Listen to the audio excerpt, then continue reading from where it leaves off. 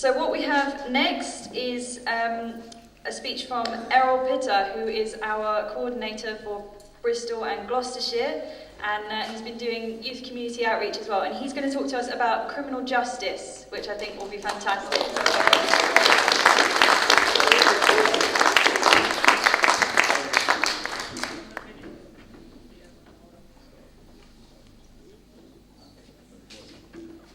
So we're just clearing up that we're not having a video. I'm not going to do any rapping or anything like that, so hold that back, okay? Okay, great. Great to be here, so next time, okay. Because we're on a party of freedom, aren't we? Yeah. Freedom's important. Yeah. Hey, listen, that's why we're up here and we can have a say. It's really important. So, can I just start off by saying, it's just a privilege to be here. Thank David for allowing me to come up here and actually just talk to you. It's just great to see people that are thinking the same way. Yeah. Because it's hard to find. Yeah. I take it as a privilege to be here, and I'm hoping to impart a little bit of something on this subject with you, because when you hear the word criminal justice system, it's massive.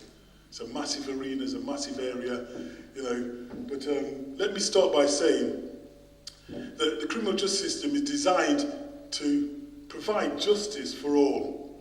This translates to protecting the innocent, convicting criminals, and providing fair justice to all citizens of this country, and keep law and order. That's the basics, okay? And so I was doing a little bit of research on this because, you may be aware there's a lot of money that goes into this area. And the government has come up with this ambitious plan of throwing 60 million. I picked on this on purpose because they're throwing 60 million on another programme where they're going to aim and target people before they start thinking criminally. Yeah. How does that work? I don't know, maybe I'm a bit thick, and everybody else is just really smart. How are you going to target people? But, I don't know, do they walk around with a badge on? Oh yeah, potential criminal there. Yeah, and so you can't make this stuff up. You can't make this stuff up. This is what the government are doing. The normal sort of way that we look at this is, when you think about it, is, the already billions that are going, out to services like the police, the children's, social care, the courts, the prisons, and when you look at this, to be totally honest, it's not doing the job that it's meant to be doing. Or is it the people that are in place are not doing the job that they're supposed to be doing? You might be aware, hopefully you're aware because you're all here, but as part of the Heritage Party, we understand the problems that are being faced by the criminal justice system. And it is a really complicated area, and you can't really just look at it lightly, but I don't believe that you need more laws. Yes. Yeah. Good. I'm telling you. People don't know how to use the laws properly. This is the problem. Yeah. Okay? The police don't know how to use their laws properly. I know it's a bit controversial, I know, but it's the truth. What we need is some good old-fashioned common sense. Yes. You see? And that's what we're about. Yes. Good old-fashioned common sense. Let me give you an example. So one way that we can sort of tackle crime and is to invest more in boots on the ground. Yes. It's not about just just saying we can have more officers. It's actually making sure that they've got a presence. Telling people that, hey, you know what? Your area is not going to be a no-go area for police officers. I mean, how difficult is that? Why should there be? We shouldn't even be talking about no-go areas. What is that? What, the criminals are running the areas? Yeah. No, it can't be. That cannot be right. Okay? And so, I think what we need, and this is a little suggestion, okay? I'm just going to run this by David, see what he thinks. No, but we need specially trained officers who can just carry out simple investigations. I was recently talking to a retired police officer that I know, and Am I echoing? Am I too close or too far? I don't know. But I was talking to him just generally about things, and he was saying to me that he'd actually made a complaint to the police about somebody who he knows is drug dealing. Good citizen thing to do, tell somebody. Yeah? We all agree, yeah?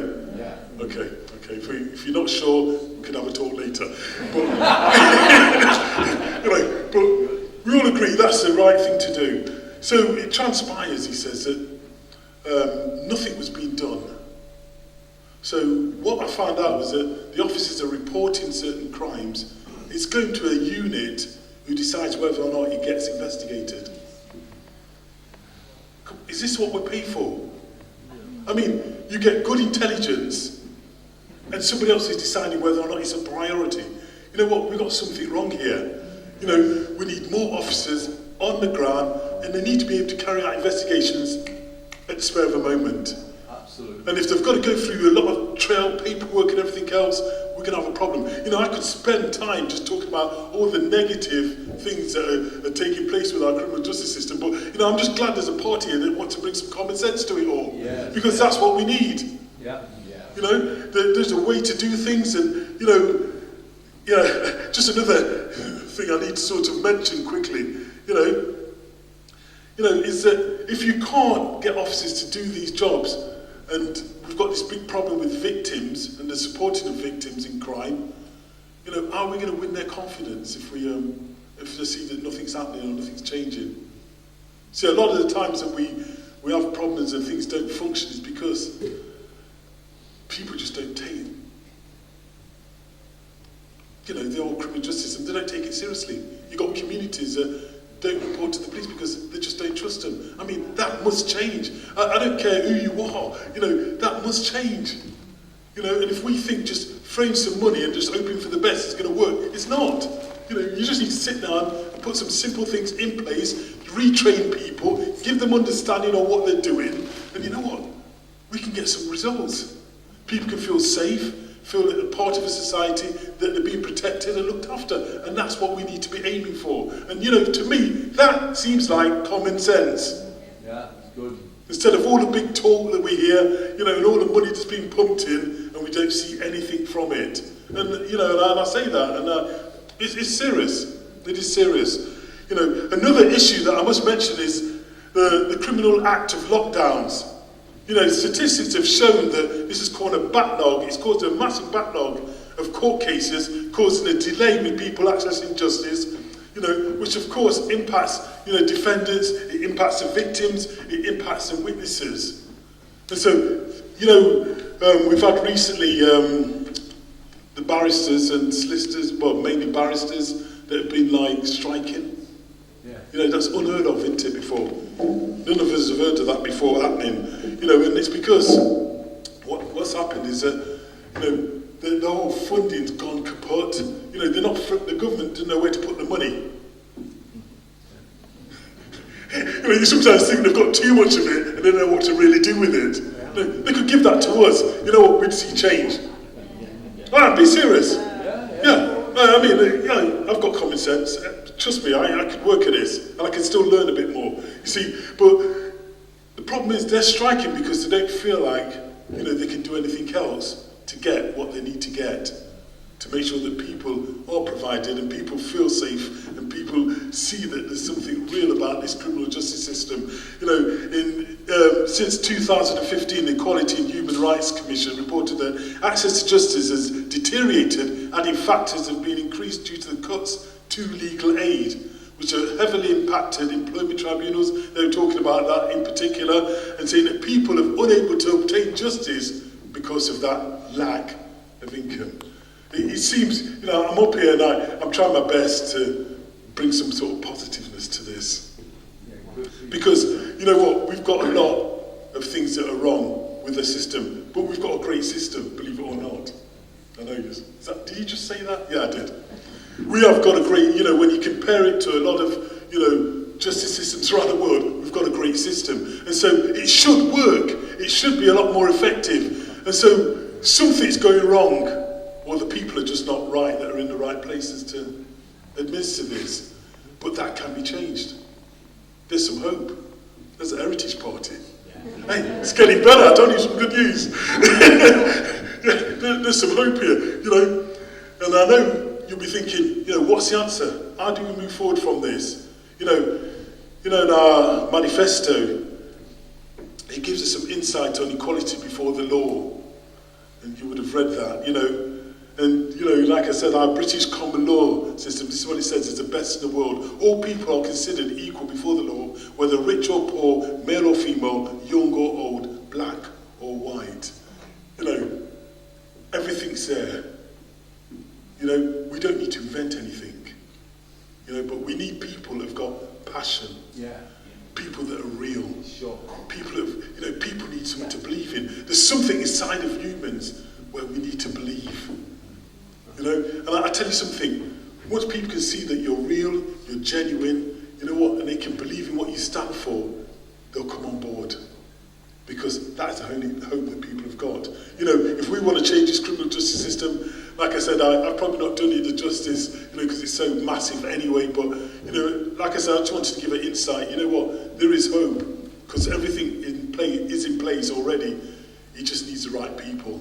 You know what, and I think, you know what, I think it's time for the Heritage Party. I think we're ready. You know, we can make that change. You know, we can be a positive force. And I'm not just saying it, these are not just sound bites. I'm not really a political type person, but I actually reached a stage where I thought, you know what, I want to change. It started with me, actually. It wasn't, you know, watching somebody else and thinking, oh, no, it started with me. I want to change. I want to find somebody who's going to stand up for what's right.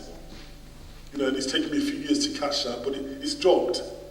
And I'm here. And I want to encourage you, you know what, we can go forward. You might not think that we're going to have the impact that we can, but we can have so much impact because we've got belief. Yeah. Something a lot of people haven't got. That's good. Yeah. Okay. Thank you.